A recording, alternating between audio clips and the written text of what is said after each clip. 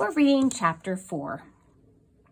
School the following week was not as exciting to Kenny as it had been before he met the dragon. Summer break was fast approaching, and every class was packed with end-of-year merriment. Even so, Kenny couldn't wait to get home so he could spend the remainder of the day with his newfound friend. Every afternoon, Kenny went up to visit the dragon on the hill. On the weekend, Kenny's mom invited Graham to have dinner at their house. But since he was far too large to come inside, they decided it was best that he simply put his massive head through the kitchen window, where a place was set for him at their table. The following Tuesday was the last day of school, and the students were let out early. Kenny rode his bike as fast as he could to the top of Shepherd's Hill so he could tell Graham about his day. He found him sitting in front of an old upright piano, wires jetting out from the top like dead stems in a flower vase. "Ho, bantling! Look what your mom found in the barn. I think I can get it working again, too," Graham said as he pulled on a string and gently tapped a key.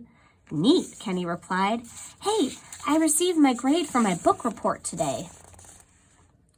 There's the dragon eating at the window. "And, my teacher was fine with me switching books. She knew I'd read the stars and their constellations before anyways, but I'm not sure what she thought of me debunking the facts in the King's Royal Bestiary. She felt that those scholars must be the best in the land. After all, they were hired by the king." "King Schming, what does he know?" Graham replied, tapping another key. "Exactly. I told her that unlike the author of the book, I had a first-hand account of what a real dragon was like."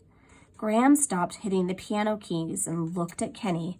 "What did she say?" "She said I had a great imagination and gave me a B+ for effort." "Well done. You'll go on to write your own bestiary someday. You'll see." The dragon smiled and returned to tuning the piano. "So," Kenny said as he emptied out his book bag, "what are we reading next?" A dozen different books gathered from his bedroom bookshelf fell out onto the grass. For the next couple of weeks, the dragon and Kenny read every book that he owned.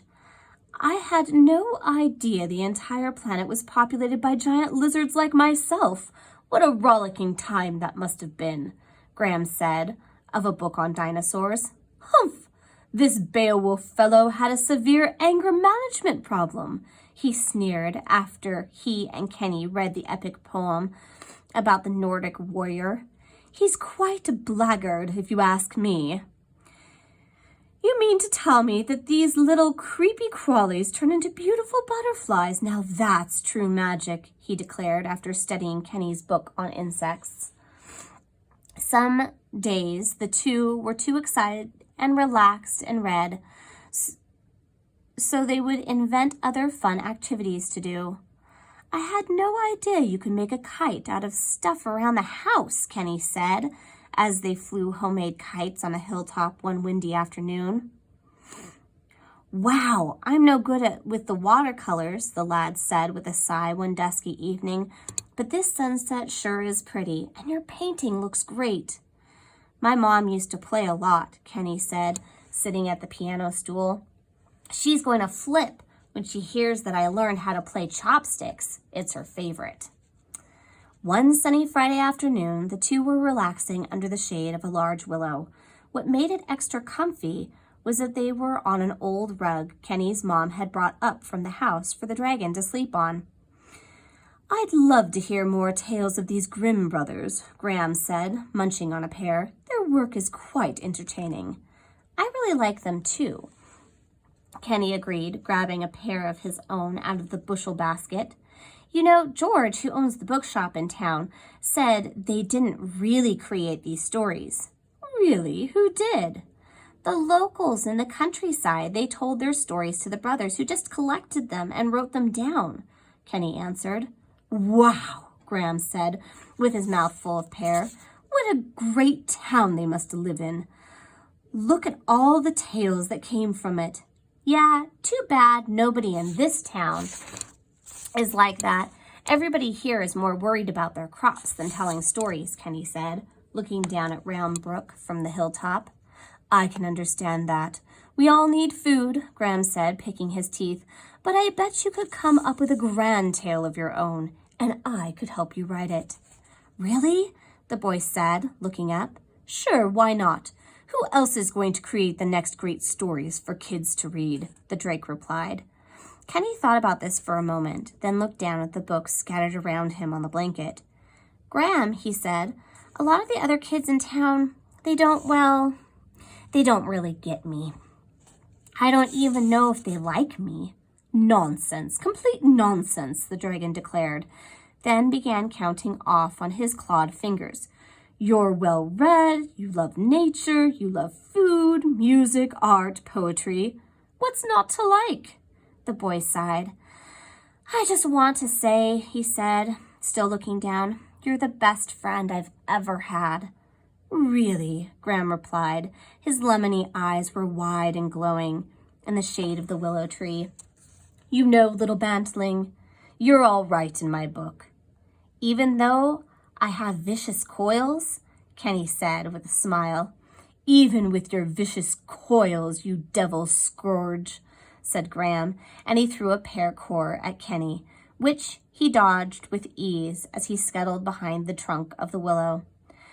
So, tell me, are there any other stories like these Grimm brothers? Oh, yes. George told me about another guy named Hans something. Kenny reappeared on the opposite side of the tree trunk. I can get his book next. He lobbed a pear core of his own back at Graham, which the drake caught in his toothy maw and spit back at the boy.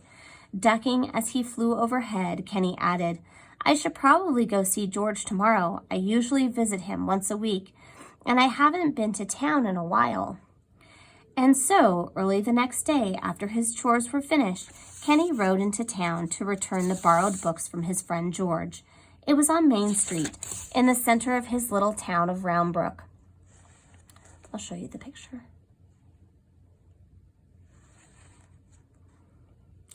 Kenny spied quite a gathering. Townfolk and villagers were huddled around a newsboy who was selling them the daily paper as fast as his little paws could go. The citizens mumbled, whispered, and growled among themselves. Graham would enjoy a bit of local news, Kenny thought as he hopped off of his bike and wiggled into the mass. People will come from far and wide. It will certainly create a ruckus, that's for sure, he overheard someone say. I don't believe all this. This is rubbish. No, I heard somebody saw it firsthand. But the children, I wonder if there should be a curfew. Not to worry, the matter should be resolved very soon. Then Kenny saw the headline. Dragon spotted in Round Brook. Infamous scourge seen on Shepherd's Hill. Fear not, citizens. Extermination is imminent. And we'll stop here.